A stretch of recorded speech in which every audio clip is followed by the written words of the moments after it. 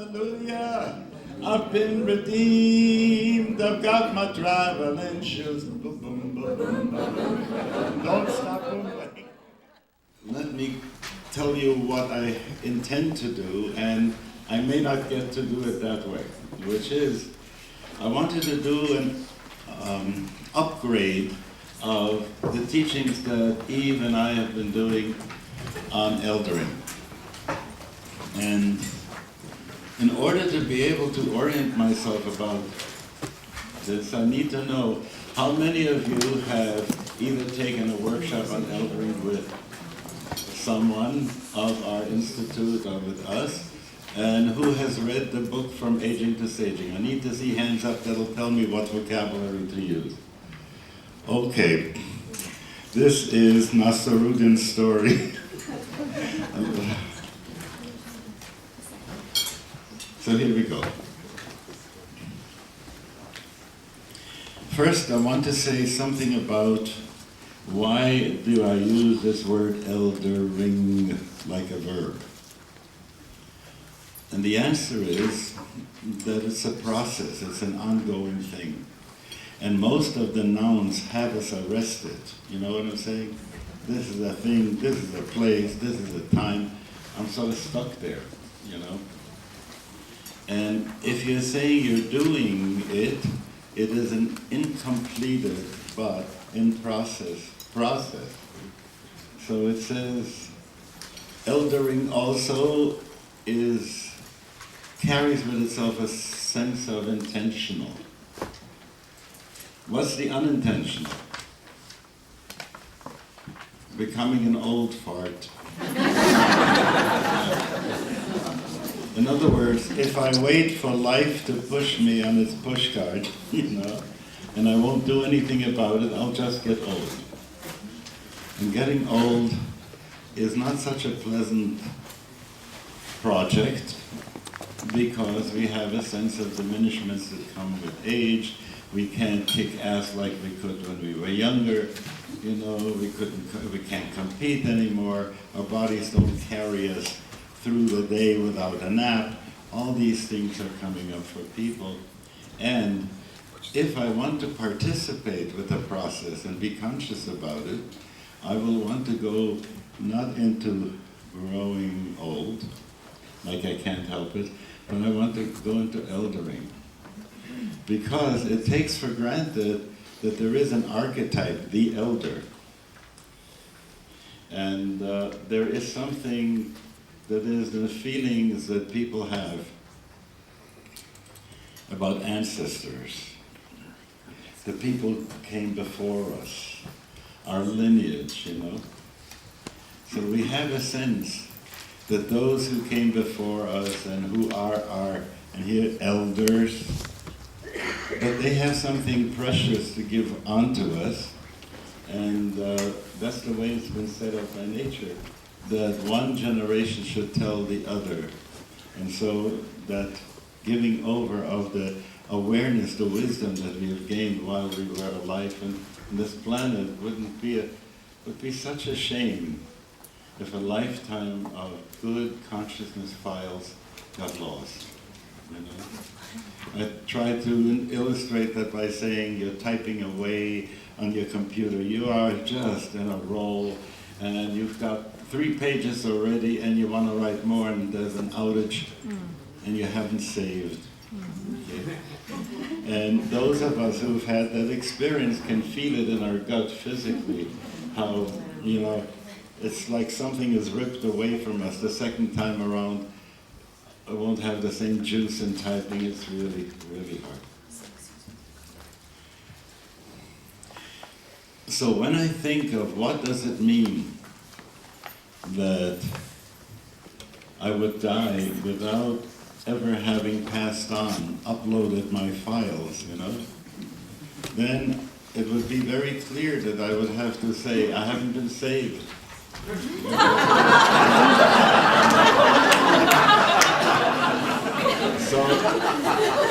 So if I want to go to the place, and I mean this in a good way, you know, it's good that the tradition has such a language to begin with, to say, you are saved, you know.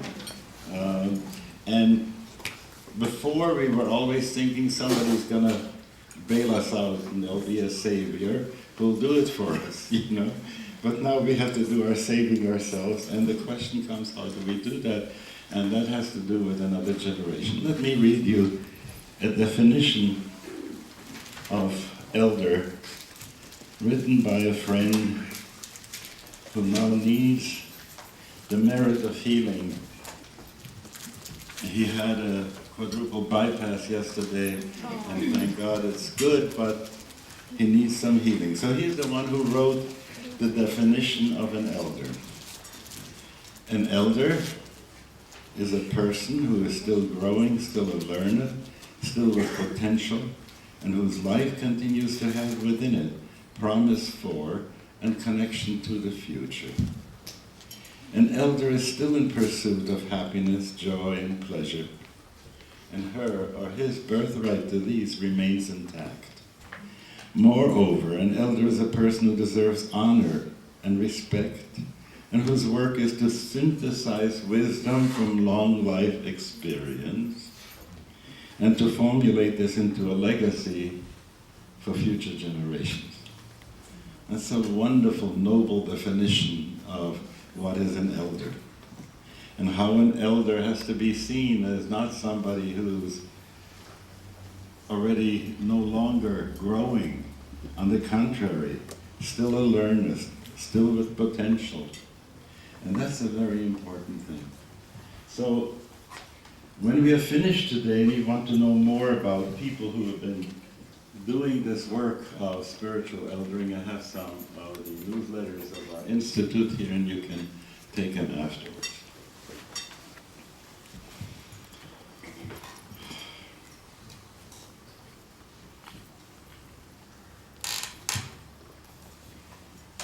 It all began for me with a sense of, I don't know quite what's going on, but I ain't what I used to be. And it had with itself the feeling that I must be doing something wrong. But I looked around, and at that time in my career and everything, it was pretty okay. Didn't have any reason to feel as depressed as I did. So the question was, from what place did that depression grow? Where was it located? And that called for doing some probing inside oneself, and to ask questions about how am I to deal with this transition if I don't understand it yet. It feels like it's a raw deal, you know? Of course, when you start thinking about what the opposite of this raw deal would be, then I don't like the other options so much, you know? But still in all, there is that element in which we need to know what's happening to us so that we could take advantage of it. Look at the difference between somebody who's going down in a canoe and doesn't steer in white water. Lots of bumps around. On the other hand, if you could imagine that person reading the river ahead, as it were, and seeing where the boulders are and where the rapids are, and steering through them with awareness, letting that power of the stream taking you where it has to take you without as many bumps. And that was the question I raised for myself. Do we have any models? And I found that there weren't any contemporary models around. If I were to want to go and say, by right, if you become a senator, you should be an elder and think for what this country needs, and in this council of elders, you should be able to speak for the seventh generation after us, and making sure not to ruin the planet, etc., etc.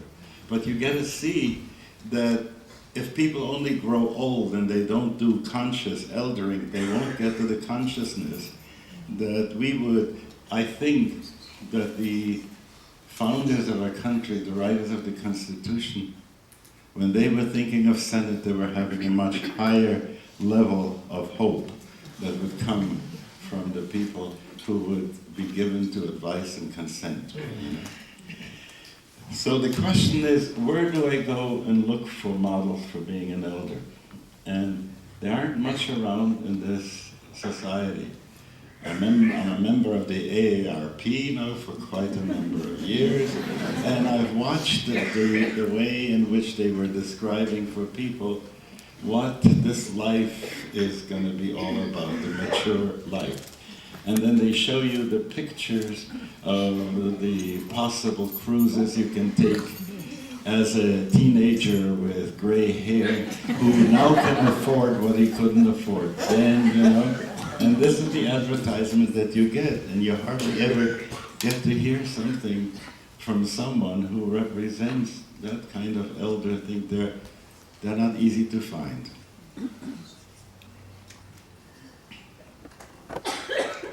There were societies where, if we go back for a while to a better social integration structure that we used to have, if we go back to that, then we realize what it meant about generations living under one roof.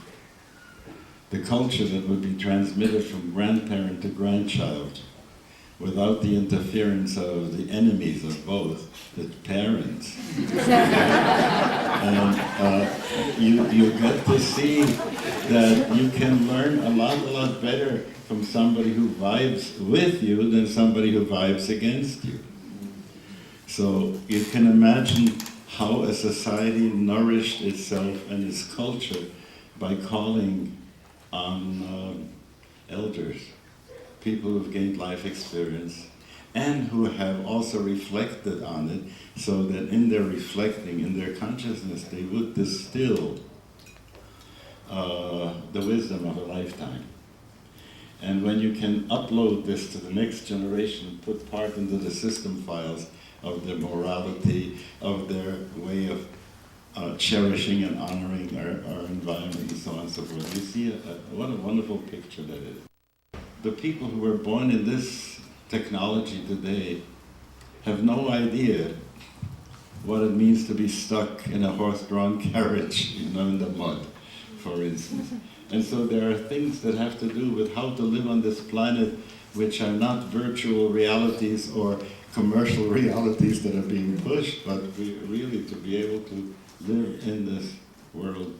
And so elders you would take who have had the life experience and who have distilled it by meditation, by contemplation.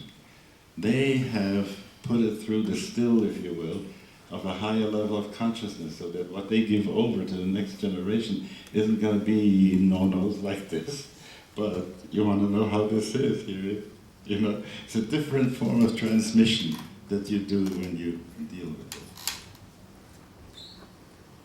So I'm looking for models, and I haven't yet found them. It happened once I was introduced to a remarkable human being, Gerald Fitzgerald Hurd. He was a friend and mentor of Aldous Huxley. And I met him in California, and here I saw somebody who, how would I put it, who had honed his humanity to such a fine place that he could talk the big talk and it had the feeling that it wasn't empty, you know? So that's the kind of presence of awareness that person had. He wrote a book, The 5 Ages of Man. And there I found an understanding that would be helpful. But at that time, I wasn't paying attention to that stage of life that was the end stage. I was reading the stages that I was interested in that came a little bit before. Gene Houston took the basic notions that are in Gerald Hurd's book, 5 Ages of Man, and did a book called The Possible Human. And that too shows how consciousness is to move from one level to another.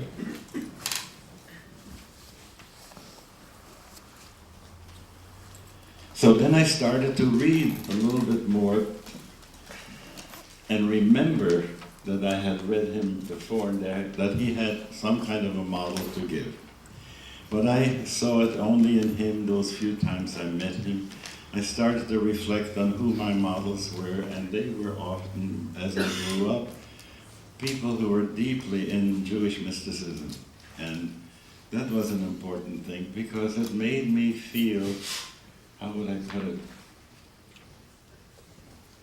If you can imagine someone learns and the mind has a certain level of suction behind it, get that? I want that stuff, I want that stuff, you know?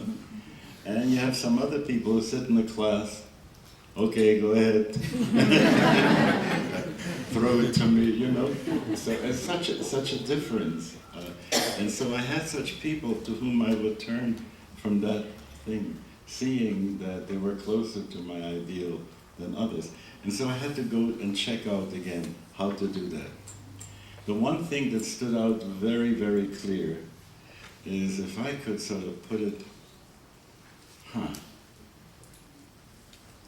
I would have to have animation for it, okay?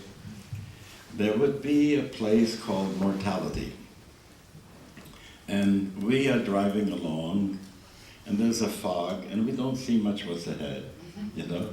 And the farther I get this way, the fog lifts and I can make out or like this, and I get a little closer and I get a little closer. It's that flow of consciousness that we have in ourselves at times saying, don't forget, okay? Now, there are some people who freak out at what they see. They put themselves into such a place, I don't want to know about that. Let me forget about that. Well, then at least some people have a good past and they love to check out what they used to do. They have sort of an album of the high times in my life, you know? And so you go back and you check that out, and that's wonderful. But there also happen to be some files sticking out from the past that said failures. You did wrong. Along hanging labels that say guilt and shame, you know. And what do? I say, I don't want to go there. So I don't want to go there. I don't want to go there. And right here, I feel less capable, less strong, more tired, and so on and so forth. So, do I want to know about that? No. And can you understand what kind of consciousness a person is in who doesn't want to think, to open up, to look into the future, to look into the past and bring that in, and to do the kind of life review that will allow them to sort it out and to bring the meaning together. Because the eldering, which is the distilling of wisdom, is a process, and most of us haven't used our mind in such a way to distill wisdom. Do you know what I'm saying? I mean, I've done lots of things, tried to fix a computer, all fine, but that part, you know, is a different story.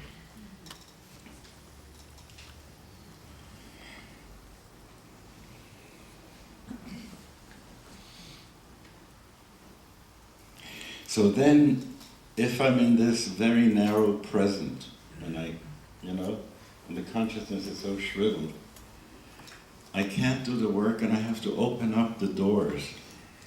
And somebody has to show me how to do mind steering so that I can go to the past. Look it over. See what are my karmic debts that I have to pay. See what karmic capital I have, you know?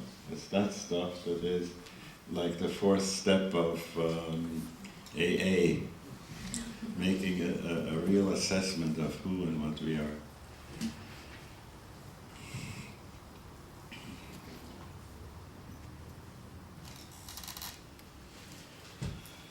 I heard of a remarkable thing that was happening in California. A woman Gay Luce, was doing a saging project at that time, bringing people together, raising consciousness for them to talk to each other about the issues that we usually keep in the closet.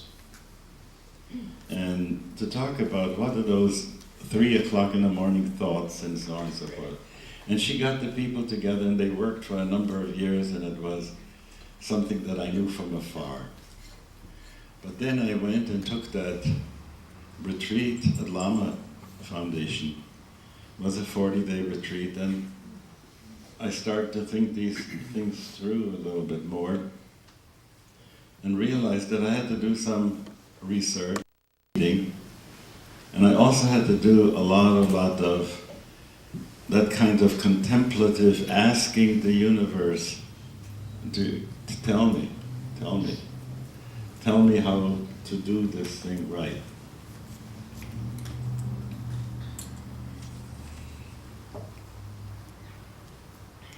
A number of things came to me at that time. One of them was how Freud was talking about the life instinct and the death instinct. And I wanted to find out. I knew in my loins what the life instinct is about. I just wanted to get a feel, what's the death instinct about? And I think he gave it the wrong name.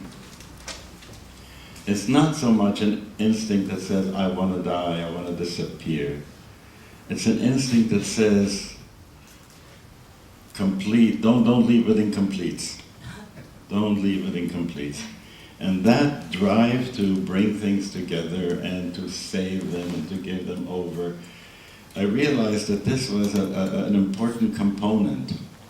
Having done what we do in the yeshiva quite early, a daily accounting of what did I do and how did it go, and doing the examination of conscience at the end of the day, that made some sense also in how to do the life review and examine my conscience at this place in life and at that place in life. So these things that most of the time they don't enter into regular conversation, you know? With whom did you talk about stuff like that? If you are aware of it, it's a secret because it hasn't been brought into public discourse yet. But if you begin to ask these questions, then what begins to come through is that there is purpose in our elderly. Jung raised a question. He said, after 50, when you have already procreated, done what you're doing in the world, why do we have to live, you know? And the salmon spawns and dies right away, you know? Procreated. We need a little bit more years so that we can raise our kids and we can teach them language and so on and so forth. So we got to live a little bit longer to give it to them. But when they are out already, you know, and we have an empty nest, what are you needed for at that time? See? So the question said to me, where do you go to find answers like this? And I went to our tradition. And there I realized that the whole notion of 7 years, sabbatical years, meant to teach us something. That's to say, every 7 years the land goes back to the original owner, slaves go free. You get the sense, a whole system that doesn't want to permit and that there should be serfdom in the world, that everybody be taken care of. So in this system, where there's 7 years, 7 years, 7 years, I started to look at this periodicity in life, and I realized that if I were to put it on the year cycle in terms of months, I would get a clearer picture. So I put January to be from 1 to 7, from 7 to 14 February. And if you follow along this way, March gets you to 21, the Saturn return at 28, 35. Do you see? these sections in life, and you get to see that often different chapters open up at these places. And when I started to look around again, so what models do we have? I realized that we have a model that goes to the end of September.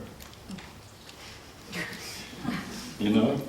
But if you look what models are there around for October, November, December, when you no longer are an adult. There's a marvelous person by the name of Bill Thomas, who does great work with people who are in various facilities, brings animals, their children there. And there is such a liveliness that comes back into the eyes of the people who are tired already from the reruns of I Love Lucy, you know? And something alive and vital happens and wakes up the vital animal part in me too, which is the limbic system, and that gives joy and strength to people. So he's a remarkable person. And what he is trying to show to people in this situation is how their own energies can be upped. You know, that you don't have to necessarily feel heavier and heavier because of the things you can't do, but you begin to open up in your mind so much space with which you can travel and do things and go to the past and envision the future and tune in to levels of awareness that are available through all the ways in which mysticisms of the world have taught people, you know, to change the vibration of the mind and to go to higher places.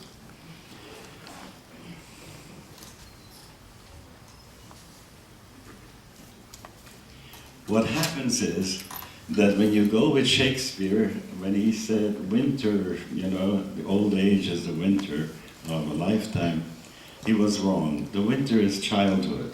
When you begin with the feast of nativity around Christmas and you go till end of January, see that how that works. That gets you in spring between 21 and now 42. The summer is from 42 to about 63, and you get the sense of how these seasons and ages set themselves up. Now, don't treat this necessarily as being exactly when, you know, the digital thing is going to be this year, that this will be the place in which you will be.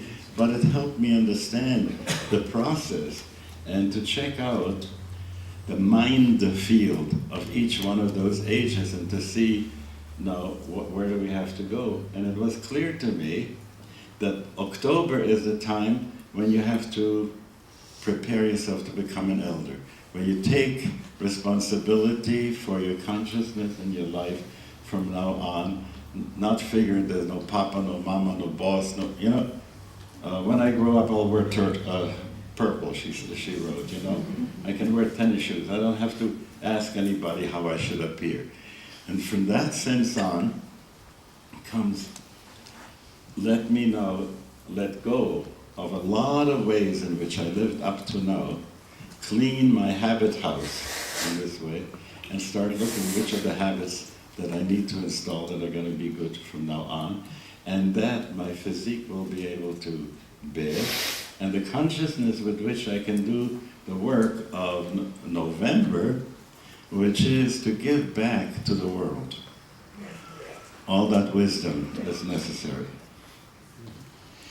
Then, having done that, and when I look at people like Jimmy Carter and Rosalind, I see here are some people who have done their inner eldering already. They know their responsibility. They want to use the available time to do good before they go.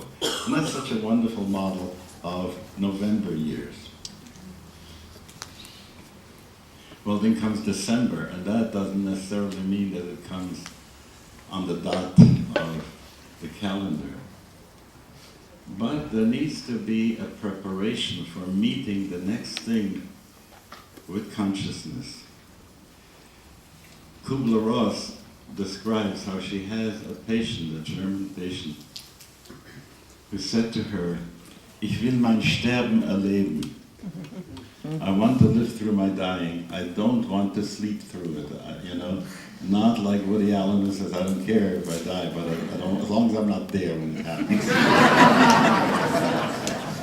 So you have the two different attitudes. One attitude says, I want to be there and I want to experience. It's a one-time moment. And from all the stuff that I hear from people who have had out-of-body experiences and near-death experiences and so on, so it ain't so bad over there either. So going to that place of saying with serenity, now let me see, have I closed up all the things that need to, have I become reconciled with the people with whom I have to be reconciled? Am I ready to go? And after a while you get to the place where you say, I can't do very much about those concerns, but dear God, you handled it. I've got my traveling shoes. I think I'm gonna sing the song. Okay, I learned this from some wonderful black people, and you gotta go boom, boom, boom, boom, boom, boom, boom, boom, boom, boom, boom, boom. A little higher, a higher boom, okay? Boom, boom, boom, boom, boom, boom. Death come around to my mother's door. Hey, old woman, is you ready to go? And my mother, she went down to buckle up her shoes, and she went down to the Jordan River, and she said, hallelujah, I've been redeemed, I've got my traveling shoes. Boom, boom, boom, boom, boom. Don't stop moving. They've come around to my father's door. Hey, old man, is you ready to go? And my father, he went down to bundle up his shoes, and he went down to the Jordan River, and he said, oh yes, my Lord, I've been redeemed, I've done my duty, I've got my traveling shoes. Death come around to the sinner's door. Hey, old sinner, is you ready to go? And the sinner, he went down to buckle up his shoes. He ain't got no shoes. And he went down to the Jordan River, and he said, oh no, my Lord, ain't done my duty, ain't got my traveling shoes.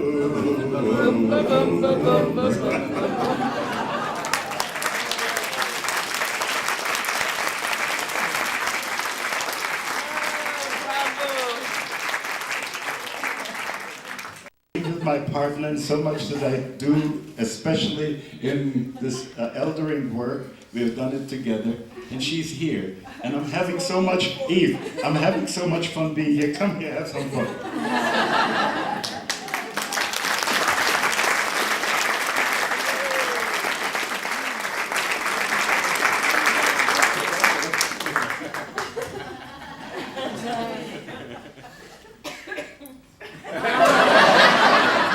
What is it like to have a husband who's always talking about getting elderly?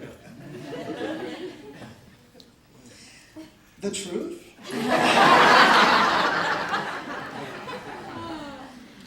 So the truth is that when I signed up on this journey, I did not know that he was getting into his eldering, although it should have been obvious.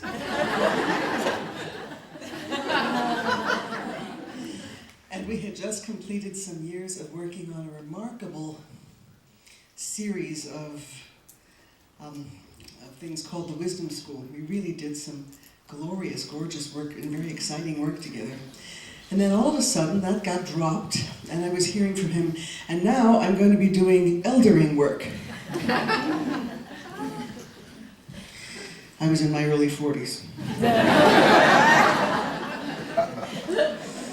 This did not make me happy.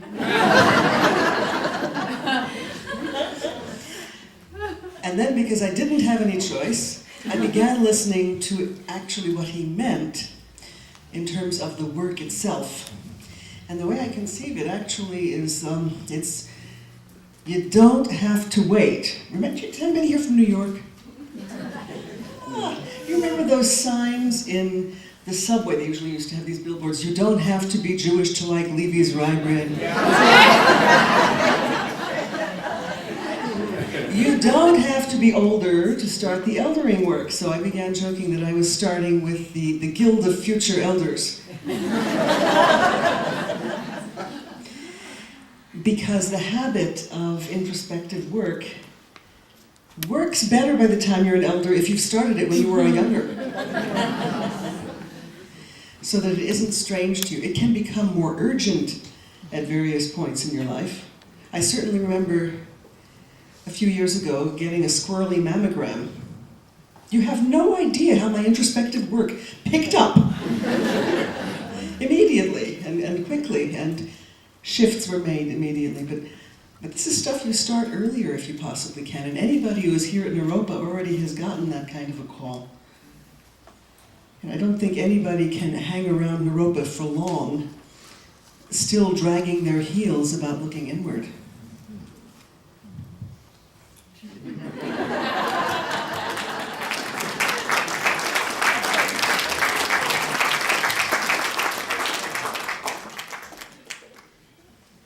Yeah, in this work, it's really delicious when you are doing this in pairs, because there's energy, and you know, most of the stuff that I have learned about things in the world, about feminism, came to me in later years. It had to do with being challenged also to not to see the mind of the patriarchy. You know, I grew up, went to a yeshiva that was patriarchy. It is very strongly installed there. And then to be able to let go of what I would say the deep structure of much of my thinking that was hooked to that. I'm still not finished with the job, you know. But when you get to see all these adjustments, if you can see how individual people make these adjustments in their way of thinking, in their way of being in the world, and from the 100 monkey effect, you know, if you see us as parallel processors of consciousness for healing for the planet, could you imagine that? Each one of us being that kind of a processor. And this is a program that we are doing, and each one of us is bringing the best learning from a lifetime to put into the manual of the system files of this planet, you know? Because corporations aren't running by that manual, and governments aren't running by that manual, and so it's time to update the manual of how to live on this planet.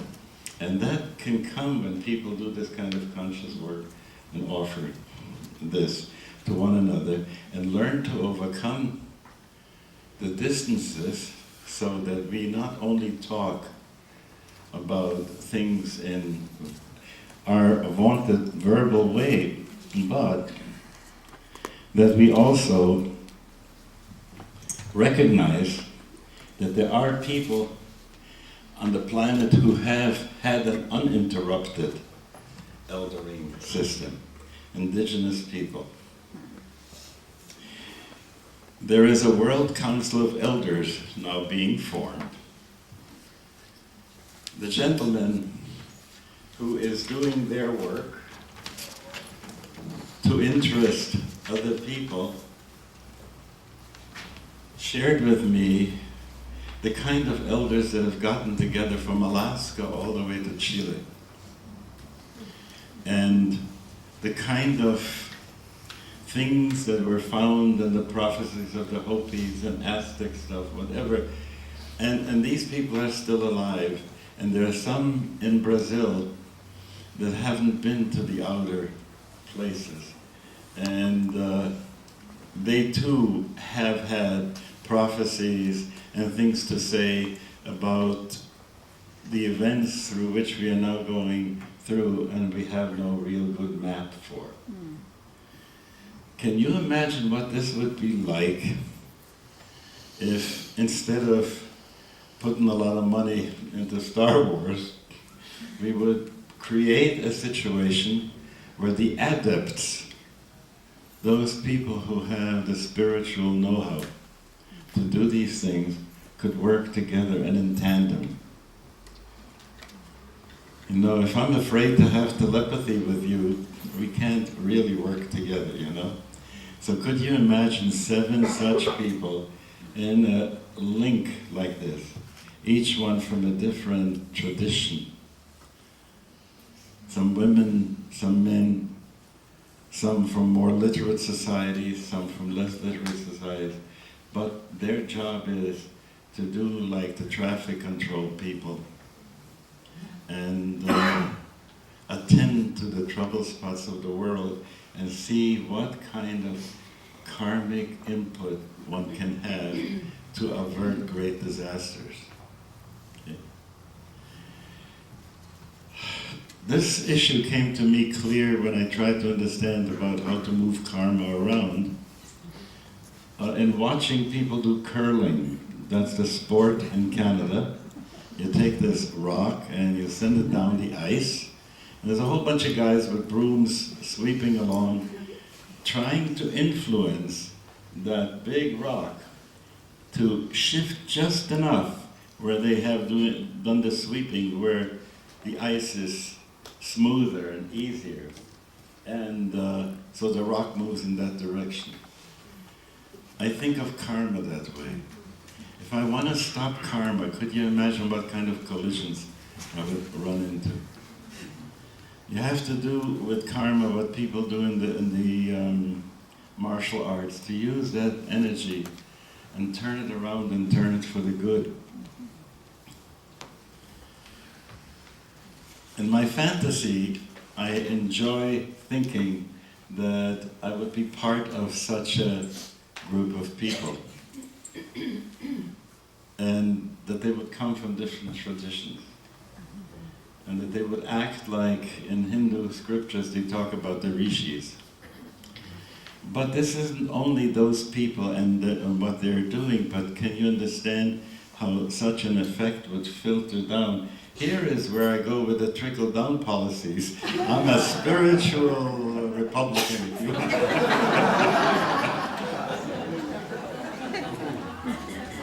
I would like for all of you to lower the taxes of your spirituality.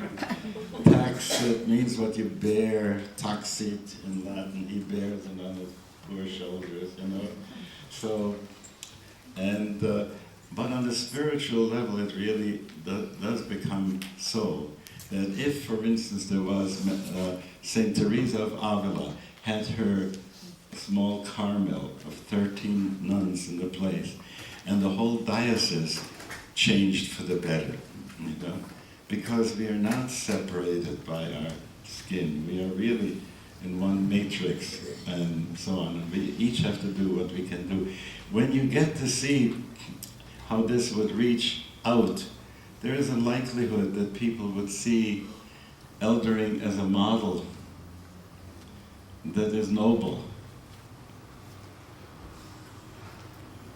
Sometimes, you know, when I come out from a meditation, everything, all is God, all is God, all is God. How you doing, God, today? Zalman, checking in. Decided to play Zalman for another day? Okay, I'll try and make it a real nice one. You get the idea of, that's the kind of nobility in which I say, I've had the privilege of life, and it's such a wonderful privilege to be alive. And so I want to honor it in the right way. Yes. And I want to serve it. I want to serve that life.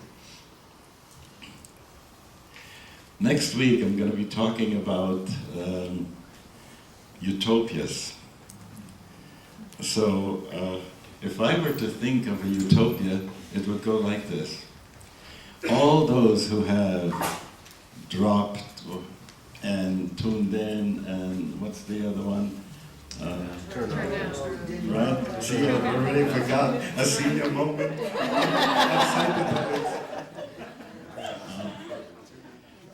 But when I start thinking of folks like that who spend some of their best consciousness times in the 60s, 70s, and now is the time for them to get to the place where they would be in a home. Could you imagine what kind of an ashram that could be to bring those people together, you know? I could sort of figure, hey, Ramdasal, what do you say? Today we're gonna go a spin into this and this place, yeah? Gonna go up to Brahmaloka for a little bit. Wouldn't it be interesting to have such friends, you know? And to hang out there. There'd also be a ladies' ashram.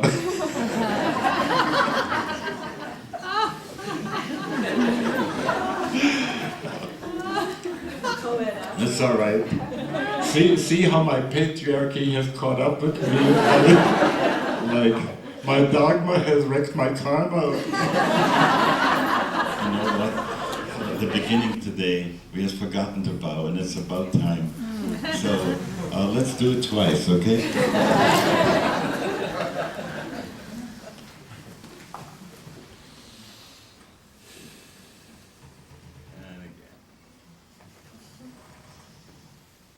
He said, oh no, my Lord, ain't done my duty, ain't got my traveling shoes.